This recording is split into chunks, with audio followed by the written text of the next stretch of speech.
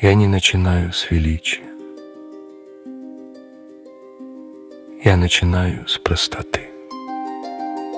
Я пастух. Это значит, я внимателен. Я рядом с тем, что мне доверено.